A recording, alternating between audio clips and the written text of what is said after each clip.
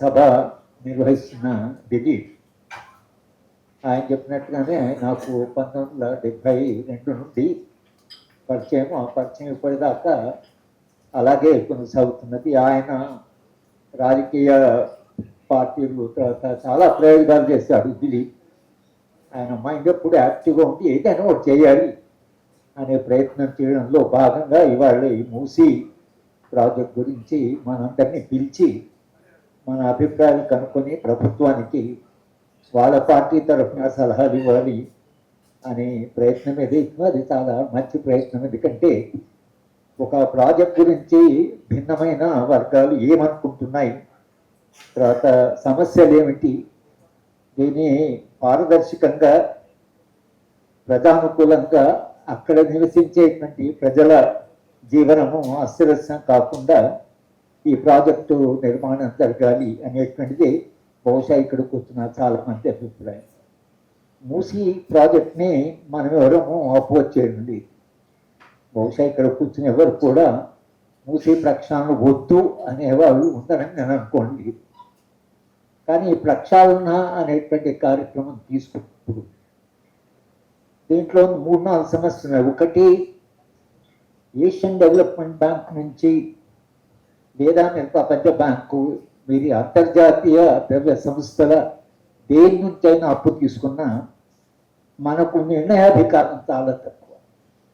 వాళ్ళు పెట్టేటువంటి నియమాలు, వాళ్ళు పెట్టేటువంటి నియంత్రణ ఏదైతుందో చాలా ఉంటుంది. ప్రపంచ బ్యాంక్ కానివ్వండి, ఏషియన్ డెవలప్మెంట్ బ్యాంక్. ఒక ఉదాహరణ చెప్పాలంటే ఏషియన్ డెవలప్మెంట్ బ్యాంక్ నుంచి మనము ఎలక్ట్రిసిటీ కొరకని అప్పు ఎస్ఆర్ శంకరన్ గారు, బహుశా మీరంతా ఆయన పేరు విని ఉంటారు. ఒక అద్భుతమైన నిజాయితీ కలిగిన జీవితం అంతా త్యాగం చేసిన ఆఫీసర్ ఆయన.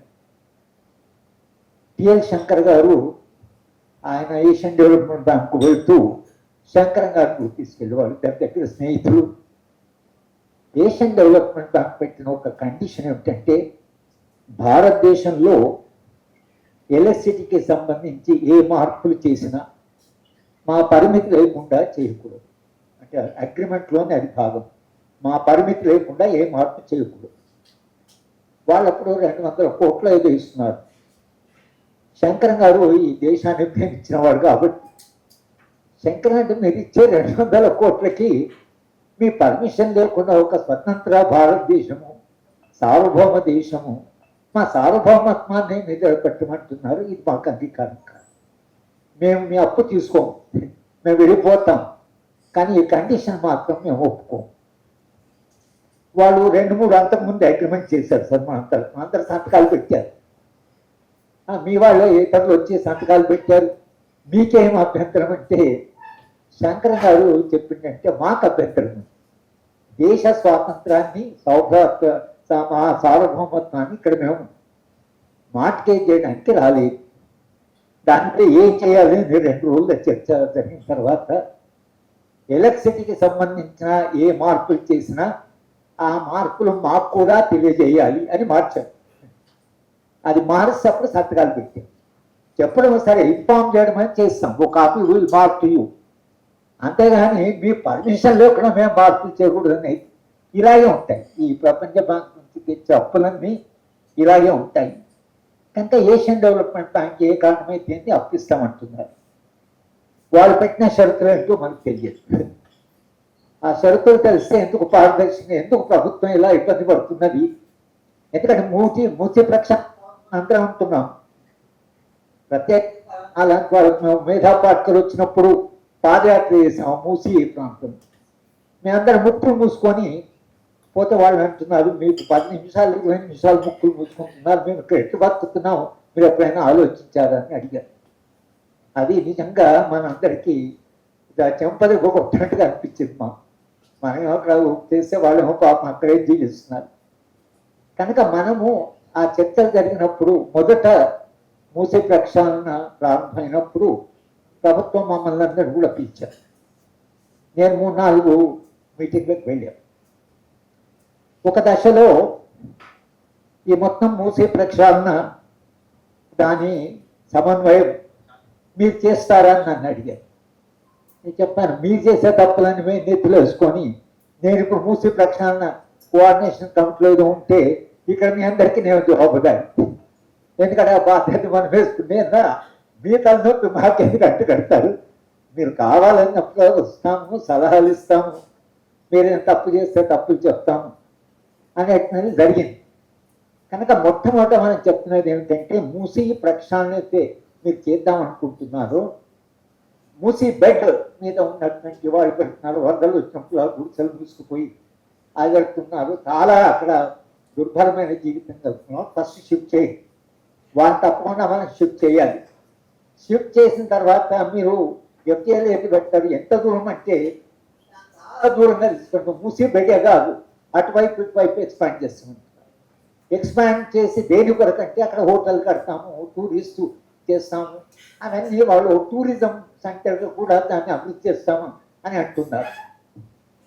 మేము ఇచ్చిన సలహా ఏమిటంటే, ముందు మీరు అక్కడ హోటల్ కడతారా, మీరు ఏం చేస్తారు, పార్కులు పెడతారు, ఏం పెట్టినా మూసీ ప్రాంతంలో ఎవరైతే జీవిస్తున్నారో వాళ్ళకు కూడా అదే ప్రాంతంలో ఇల్లు కట్టివ్వరు. మల్టీ స్టోరీ ఇస్తారా, 2 బెడ్రూమ్ ఇస్తారా, ఏదైనా సరే వాళ్ళని అక్కడే రిహాబిలిట్. ఎందుకంటే అక్కడ మీరు హోటల్ వస్తే అంటున్నాం, అక్కడే వాళ్ళకి ఏదో పని దొరుకుతుంది. 2 సమస్యలు అయితే ఇంట్లో. ఒకటి, మీరు మూసి బెడ్ మీద నివసించే వాళ్ళని షిఫ్ట్ చేయాలి. రెండవది, మూసి పోయిన వాళ్ళని కూడా షిఫ్ట్ చేయాలి అని మీరు అంటున్నారు. ఆ షిఫ్ట్ రిహాబిలిటేషన్ ఏదైతుందో అది మనకు పెద్ద సమస్య. మూసి ప్రక్షాళనలో ఇవాళ ప్రధానమైన సమస్య, మూసీకి అటువైపు ఎవరైతున్నారో వాళ్ళని ఖాళీ చేయించి వేరే ప్రాంతానికి తీసుకుపోవాలి అనే ప్రయత్నం ఏదైతుందో దాంట్లో ఎన్ని సాధక బాధకాలు ఉన్నాయంటే మనం ఊహించలేని బాధలు ఉన్నాయి. మొట్టమొదటి సమస్య ఏంటంటే మనం ఎక్కడో తీసుకెళ్ళి 2 బెడ్రూమ్ టీఆర్ఎస్ పార్టీలు కట్టిస్తున్నారు. వీళ్ళు అనే పోతే ఏదో ప్రాంతం మాకు ఇల్లు ఇస్తారు. మాకు ఊళ్ళల్లో గడిచను ప్రతి గ్రామంలో ఏదో కొంత భూమి ఉంటుంది. గ్రామంలో ఇల్లు లేకుని వాడు వాళ్ళు ఉంటారు, ఏదో ఒక రకం ఇల్లు ఉంటాయి. నేను ఇల్లు లేక రాలేదు, పని కొరకు వచ్చాను. మీరు ఇల్లు ఇష్టపడుతున్నారు కానీ మీరు ఆ ఇంటికి మా పని ఏమవుతుంది, అప్పుడు మేము ఎక్కడ పోయి పని చేయాలి అనేది ఒక సమస్య. రెండవది, పిల్లల చదువు. ఈ కాలేజ్ కూడా జూనియర్ కాలేజ్ ఉన్నాయి ఆ ప్రాంతం. పిల్లలు అక్కడ ఇంకెక్కడో పెడితే మా పిల్లలు ఎక్కడ చదువుతారు? ఎక్కడ ప్రభుత్వం ఏముందంటే మీ పిల్లలకి అక్కడ ఉంటే వాళ్ళకి అడ్మిషన్ ఇప్పిస్తాం, తప్పకుండా అడ్మిషన్ బాధ్యత మేము తీసుకుంటాం అని ఒక మాట అన్నారు. అడ్మిషన్ మీరు తీసుకుంటారు కానీ పక్కకే కాలేజు స్కూల్ ఉంది, మరి అక్కడ పోతే మా పిల్లలు ఎక్కడ పోతారు? వాళ్ళు దూరం ఉన్న స్కూల్లో పెడితే ఇవన్నీ ఒక అనేది రిహాబిలిటేషన్లో పిల్లల చదువు వాళ్ళకి చేతి నిండా పని. మూడవది ఏంటంటే, గుడిసెలు ఉండేవాళ్ళు కోళ్ళు పెంచుకుంటారు, చిన్న చిన్న గొర్రెలు మెక్కలు పెంచుకుంటారు. కింద ఉండేవాళ్ళు పైపోయిన వాళ్ళకి అవన్నీ చేయడానికి లేదు. అక్కడ వాళ్ళు ఇల్లు కోళ్ళు నీళ్ళు పెట్టుకుంటారు, పక్కతో ఫ్లాట్లో ఉంటారు. ఆ సమస్య కూడా ఉంది. విధానం ఏదైతుందో ఆ డిస్టర్బ్ అయినప్పుడు వాళ్ళని మీరు షిఫ్ట్ చేసినప్పుడు డిపిఆర్ కావాలి. డిపిఆర్ ఉంటే ఏమైందంటే ప్రాజెక్ట్ రిపోర్ట్ లో కంప్లీట్ గా రిహాబిలిటేషన్ చేసే కొందరిని చేశారు, కొందరిని షిఫ్ట్ చేశారు. షిఫ్ట్ చేసి రూమ్ హౌస్ అలాట్ చేస్తే అవి ఎవరికో అమ్ముకున్నారు. ఎవరు ఎమ్మెల్యేనో లోకల్ రాజకీయ నాయకులు. మీరు అక్కడ పోతే ఇల్లు ఖాళీ లేదు. మీరు ఎక్కడి నుంచి వచ్చారు? మేము ఇల్లు కొన్నామని వాళ్ళు రికార్డు తీసుకుని ఇల్లు కొన్నాం అంటున్నారు. మీరేమో మమ్మల్ని ఇక్కడ ఖాళీ చేయించారు, గుడిసెలు కొట్టారు, ఎక్కడో అక్కడ ఇల్లు లేదు. ఇంకోటి ఏంటంటే అది చాలా కాలం కింద కట్టినవి టీఆర్ఎస్ పీరియడ్లో వాళ్ళకి పంచలేదు కనుక అక్కడ ఎలక్ట్రిసిటీ లేదు, వాటర్ సమస్య ఇవన్నీ ఉన్నాయి. కనుక రిహాబిలిటేషన్ మీద కాంప్రహెన్సివ్ ప్లాన్ ఉండాలి. పిల్లల చదువు ఏంటి, వాళ్ళ పని సంగతి ఏంటి, వాళ్ళ జీవన విధానమే అనేది. మూడో సమస్య వచ్చిందంటే, ఒకే ఇంట్లో నలుగురు ఉన్నారు. ఆ గుడిసెకే గుడిసె మీద చిన్న ఇల్లు కట్టుకొని మీద కట్టుకున్నారు. రీహాబిలిటేషన్లో ఒక్క కుటుంబానికి ఇస్తారు, కానీ మిగతా కుటుంబాల మీ పేరు మీద లేదు అది గుడిసె. ఆ మిగతా కుటుంబాలు ఏం చేయాలి? వాళ్ళేమో అక్కడే ఉన్నారు. ఆయన దానకిషోర్ గారు ఆయన ఏమంటే సార్ ఇప్పుడు ఒక్కసారి ఒక్క మనిషికి మనం ఇస్తాం, కానీ నలుగురు ఉన్నారంట, పోనీ నలుగురికి ఇస్తామంటే రేపు పొద్దున అందరు కుటుంబాలు తీసుకొస్తారు, ఇల్లు ఇస్తున్నారు రాండి. ఎవరు దాంట్లో ముగ్గురు ఉన్నారో ఎవరు నలుగురు ఉన్నారో మనకి ఎలా తెలవాలి అని ఆయన ఏమన్నాడంటే 24 గంటలు మాకు రిపోర్ట్ ఇవ్వండి, ఇంకెక్కువ టైం తీసుకోకుండా 24 గంటల్లో ఎక్కడెక్కడ ఒక్క కుటుంబం కంటే ఎక్కువ కుటుంబం ఉన్న వాళ్ళు లిస్ట్ తీసుకురండి అన్నారు. ఈ సమస్యలు ఒకదాని మీద ఒకటి కనుక మనం ఇక్కడ నుంచి ప్రభుత్వానికి చెప్పాల్సిన రికమెండేషన్ ఏంటంటే రీహాబిలిటేషన్ ప్లాన్ ఏదైతే మీరు దాంట్లో ఉండే సమస్యలు ఏవైతే ఉన్నాయో అన్ని అధ్యయనం చేసి ఆ సమస్యలకు మీరు ఏం పరిష్కారం చెప్తారు అనేది ఒకటి. అంటే రీహాబిలిటేషన్ తర్వాత వాళ్ళ జీవితం మెరుగుపడాలి. లేకపోతే మనం ఏమంటున్నామంటే మూసీ ప్రాంతంలోనే మీరు ఎప్పుడైతే అభివృద్ధి చేస్తారో అక్కడే వాళ్ళని రీహాబిలిటేట్ చేయండి. హోటళ్ళు, తర్వాత ఇల్లు కట్టడము, బంగ్లాలు, పార్కులు పెట్టొచ్చు, కానీ అక్కడ జీవిస్తున్న వాళ్ళు ఎవరైతే ఉన్నారో వాళ్ళకు మీరు అదే ప్రాంతంలో రీహాబిలిటేషన్ చేయగలరా అనేటువంటి కూడా ఒకవేళ వాళ్ళు చేయగలిగితే దానివల్ల వచ్చేటువంటి ఇంకా దానికంటే పెద్ద ప్రాబ్లం సార్కు తెలుసు. గంగా నది ఎంతకాలంగా గంగా ప్రక్షాళన గురించి మాట్లాడుతున్నాం. ఏ నది అయినా భారతదేశంలో ఏ నది అయినా కూడా అది పూర్తిగా అసలు కలుషితం కావడానికి ప్రధాన కారణము పరిశ్రమలు. పరిశ్రమలు ఏం చేస్తారంటే అక్కడ ఎక్కడో పెడతాడు వాడు ఎఫ్లెంట్స్ అని తెచ్చి నది పడేస్తారు.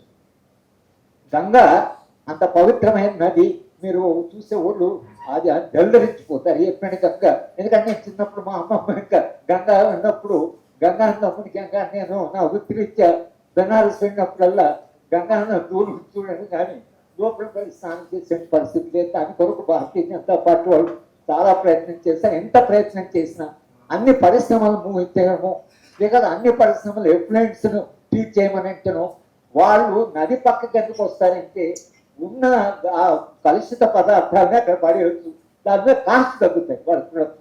ఇవాళ మూసీ విషయం కూడా ఆలయం. నేను 1960లో చదువుకోవడానికి హైదరాబాద్ వచ్చినప్పుడు హై స్కూల్ పాస్ అయ్యి మా గ్రామంలో మూసీ చాలా బ్రహ్మాండంగా ఉండేది, చాలా హైగా అనిపించేది. అక్కడిని మూసి చూస్తుంటేనే కలుషితం అయిపోయింది. ఈ కలుషితాలు ఎక్కడి నుంచి వచ్చాయంటే పరిశ్రమలో వాళ్ళు ఎవరైతున్నారో ఆ కలుషితాలని కడగలుగుతున్నారు. ఫార్మసిటికల్ ఇండస్ట్రీ, ఇథనాల్ లాంటి పెడితే ఇంకా కలుషితం. మీరు పరిశ్రమకి ఏం చేస్తారు? పరిశ్రమలో ఎఫ్లూయెంట్స్ బట్టి మీరు ట్రీట్మెంట్ చేసి అది చెయ్యండి అని అంటే దాని కాస్ట్ చాలా పెరిగిపోతుంది. వీళ్ళు ఏమంటారు అంటే పరిశ్రమలు రావు సార్, అటువంటి కండిషన్ పెడితే పరిశ్రమలు రావు. హైదరాబాద్ కేటీ రామారావు గారు ఒకసారి చెప్తే జరిగింది. అంటే ఆయన కేటీ రామారావు గారు ఏమన్నారంటే సార్ మన అన్ని కండిషన్లు పెడితే వాడు ఇంకెక్కడ వెళ్ళిపోతాడు, ఇంకా రాదు. పరిశ్రమలు రావాలంటే వాళ్ళు చెప్పిన మనం వినాలి, మనం చెప్పిన వాళ్ళు వినరు. ఇవాళ పరిశ్రమల పరిస్థితి అట్లా ఉంది. వాళ్ళే మనం బెదిరిస్తారు, నువ్వు ఆ కండిషన్ ఇస్తావా, ఈ కండిషన్ పెడతావా, మీరు ఎఫ్లైన్ ట్రీట్మెంట్ 100% చేయాలి, నదిలో ఒక వదలడానికి వీలు లేదని పెడితే కొన్ని పరిశ్రమలు రావు. మరి పరిశ్రమలు రాకపోతే ఎట్లా అంటే పరిశ్రమల అభివృద్ధి మీకు కావాలి, కానీ పరిశ్రమలు వేస్తే కలుషిత పదార్థాన్ని మీరు మూసినదో గడిపితే మీరు రేపు మూసిని క్లియర్ చేసిన ఈ పరిశ్రమల నుంచి ఎట్లంటే ఏం చేస్తారు? దాని విషయంలో కూడా మనము రికమెండేషన్ చేయాలంటే పరిశ్రమలన్నీ మీరు అక్కడ దూరంగా తీసుకుపోతారా, వాళ్ళు కలుషితాలని కలపకుండా ఏం ప్రణాళిక వేస్తారు అని చేయకపోతే మూసి ప్రక్షాళన చేసిన తర్వాత కూడా అది కొనసాగుతుంది. కనుక ఆ పరిశ్రమలు ఏం చేస్తారు? ఉన్న ప్రజల యొక్క రిహాబిలిటేషన్ సంగతి ఏమిటి? మేము ఇంకొక కూడా సలహా ఇచ్చాం. మీరు రిహాబిలిటేషన్ చేసిన తర్వాత వాళ్ళు 2 బెడ్రూమ్లో పెట్టిన తర్వాత కనీసం ఒక 5-6 నెలలు మీరు ప్రభుత్వమే వాళ్ళని పోషించండి, వాళ్ళకి పని దొరికేదాకా. ఇప్పుడు ఇళ్లలో పనిచేసే వాళ్ళు ఉంటారు, కూరగాయలు అమ్ముకునే వాళ్ళు ఉంటారు, చిన్న చిన్న వాళ్ళు అక్కడ వెళ్ళి మళ్ళీ కూరగాయలు అమ్ముకునే మార్కెట్ దగ్గరపోవడము, పిల్లల చదువు గురించి, తర్వాత వాళ్ళ పని దొరికేదాకైనా కనీసం వాళ్ళకు ప్రభుత్వము ఏదో ఒక 10,000 15,000 వాళ్ళ జీతం కొనసాగేట్టుగా. లేకపోతే అక్కడ షిఫ్ట్ అయిన మన్నాడు పని లేదు, వాళ్ళ ఆకలితో రోజుగా వాళ్ళు ఏదన్నా ఆదాయం వస్తేనే బతికే జీవితాలని అయ్యో ఆదాయాలు బ్యాంక్ ఉంటున్న వాళ్ళు పేదవాళ్ళు కాదు. కనుక ఆ పేదవాళ్ళ గురించి కూడా మనం ఆలోచించాలి, పరిశ్రమల గురించి ఆలోచించాలి. మూసే ప్రక్షాళన చేస్తే ఏం చేయాలంటే, ప్రక్షాళన చేసి మీరు ఎఫ్టీఎల్ అయితే అటు ఇటు పెంచుతున్నారో అక్కడే వాళ్ళు రిహాబిలిటేషన్ చేసేట్టుగా మీరు ఒకవేళ మీ ప్రణాళికలోనే దాని భాగంగా చేస్తే అప్పుడు బహుశా ఇన్ని సమస్యలు ఎదుర్కోవడం జరగదు. ఏషియన్ డెవలప్మెంట్ బ్యాంక్కి మీరు వాళ్ళు చెప్పిన కండిషన్ కాకుండా మనం కూడా మాకు కూడా ఇవన్నీ ఉన్నాయి, పేదవాళ్ళు ఉన్నారు, వీళ్ళ రిహాబిలిటేషన్ సమస్య ఉంది, ఇవన్నీ మాకు సమస్యలు ఉన్నాయి కాబట్టి మీ అప్పు మాకు ఇచ్చారు కానీ పూర్తి నియమాలు పెట్టకండి, పూర్తి మమ్మల్ని ఆ కండిషన్ ఇకండి కండిషన్ పెట్టకండి. ఎందుకంటే మా దేశము ఏదో లండన్లో థేమ్స్ నది, లేకపోతే ఎక్కడో ఆ నది ఈ నది, షాంఘాయిలో ఉన్నది. సరే వాళ్ళు ఆ జాగ్రత్తలు అన్నీ తీసుకున్నాను. మేము షాంఘాయి నగరం మధ్య నుంచి బ్రహ్మాండంగా పోతుంది. లండన్లో కూడా థేమ్స్ నది, ముఖ్యమంత్రి గారు ఇన్స్పైర్ అయిందే థేమ్స్ నది నుంచి అంటున్నారు. థేమ్స్ నది చరిత్ర మీరు చదివితే దాన్ని అంతా శుభ్రంగా పెట్టడానికి వాళ్ళు ఎన్ని కష్టాలు పడ్డారు మనం అర్థమైతే కానీ మనకు అర్థం. ఉట్టిగా థేమ్స్ నదిలా మారదు, మనం చేసినంత మాత్రం థేమ్స్ నదిలాగా మారదు. కనుక ఒక డిపిఆర్ ఇవాళ ఏం చేస్తారంటే పబ్లిక్ హియరింగ్ తీసేశారు. నిన్న షెడ్యూల్ అయి పబ్లిక్ హియరింగ్ తీసేశారు. పబ్లిక్ హియరింగ్ తీసేస్తే పబ్లిక్ హియరింగ్ ఉంటేనే కదా ప్రజల సమస్యలు తెలిసేది, అప్పుడే కదా పరిష్కారాలు వచ్చేది. పబ్లిక్ హియరింగ్ తీసేయాల్సిన అవసరం ప్రభుత్వానికి ఏమొచ్చింది? కనుక అసలు షెడ్యూల్ 8 కింద మేము పబ్లిక్ హియరింగ్ ఉండదు ఇదని మీరు ఏది అంటున్నారో అది నా దృష్టిలో ప్రజాస్వామ్యం కాదు. పారదర్శకంగా ప్రజాస్వామ్యంగా ప్రజల భాగస్వామ్యంతో అభివృద్ధి జరగాలి కానీ ప్రజలను కాదని పారదర్శకం లేదని పబ్లిక్ హియరింగ్ లేకుండా అలా ప్రాజెక్ట్ డెవలప్ చేయడం అనేది ఏదైతుందో అది ప్రజల దృష్ట్యా, ప్రభుత్వం దృష్ట్యా అభివృద్ధి వేరే, ఈ అభివృద్ధి నమూనాతో నాకు సమస్య అది వేరే. అది నేను ఇక్కడ మాట్లాడుకోదు. ఈ అభివృద్ధి నమూనాలో చాలా సమస్య ఉన్నాయి. ఎందుకంటే ఈ అభివృద్ధి నమూనా పెట్టుబడిదారి అభివృద్ధి నమూనా కూడా కాదు. పెట్టుబడిదారి వ్యవస్థలో మనిషి యొక్క స్వప్రయోజనము ఇతర మనుషుల గురించి పట్టించుకోవడం. కానీ న్యూ లిబరలిజంలో మనిషి స్వార్థపరుడు, స్వార్థం చాలా గొప్పది, స్వార్థం కంటే మించిన విలువ లేదు. స్వార్థం ఎంత గొప్పదంటే అది ప్రపంచాన్ని అభివృద్ధి వేగంగా తీసుకుపోతుంది. అని defence of selfishness, virtues of selfishness పుస్తకాలు అంటే స్వార్థానికి ఎంత గొప్ప గుణాలు ఉన్నాయని పుస్తకం వచ్చింది. మనిషి స్వార్థపరుడుగా ఉంటేనే మనిషి జీవితం అర్థవంతమైంది అంటున్నారు. దుర్మార్గం. సెల్ఫ్ ఇంట్రెస్ట్ అనుకున్న మనకు అందరికీ మనకు ప్రయోజనం. కానీ మీరు సెల్ఫిష్గా బతకండి అంటే, స్వార్థంగా బతకాలంటే భార్యను చంపుతాను, భర్త భార్యను చంపుతాను, భార్య భర్తను బాగానే ఉంది, న్యూ లిబరలిజంకి బాగానే వస్తుంది. కానీ మనుషులు అట్లా పాడైతే నీ అభివృద్ధి ఎందుకు దొరుకుతుంది? అభివృద్ధి అనేది మానవ సంబంధాలు పెంచి మనుషులు హాయిగా జీవించడం కొరక. ఏ అభివృద్ధి అయినా మనుషులు కాస్త హాయిగా జీవిస్తారు, మనుషులు సుఖంగా. ఈ గోల్ లేకుండా, ఈ లక్ష్యం లేకుండా మీరు అభివృద్ధి సాధిస్తామంటే అభివృద్ధి సాధించకుండా హింస పెరుగుతుంది, కుటుంబాలు కోల్పోతున్నాయి, సమస్యలు కోల్పోతున్నాయి, విపరీతమైన హింస పెరిగింది సమాజంలో. కనుక ఇది అంటే మీరు ఆ మోడల్ దానికి మనం నిరంతరంగా దాన్ని చర్చ చేస్తున్నాం. కానీ మన తెలంగాణ వరకైతే తెలంగాణ పోరాడి సాగుతుంది. ఎందుకంటే ఒక మానవీయమైన తెలంగాణ, మానవ సంబంధాలు కాస్త మెరుగైన తెలంగాణ, హింస లేని తెలంగాణ అనేటువంటి దృష్టితో అందరికీ చదువు ఇచ్చే తెలంగాణ, కేజీ టు పీజీ ఉచిత విద్యార్థం, ఉస్మానియా జనరల్ హాస్పిటల్ పూర్వ వైభవం వస్తున్నా, హాస్పిటల్స్ అన్నీ చాలా బాగుపడు. తెలంగాణ ఉద్యమంలో మేము ఇవన్నీ మాట్లాడేవాడు. ఉస్మానియా జనరల్ హాస్పిటల్ పై నేను చెప్పాను మీకు పూర్వ వైభవం రావాలి. ఎందుకంటే ఉస్మానియా స్టూడెంట్గా ఉస్మానియా జనరల్ హాస్పిటల్ పోతే మాకు 2 రూమ్స్ ఉండేవి. Dilip Osmania general hospital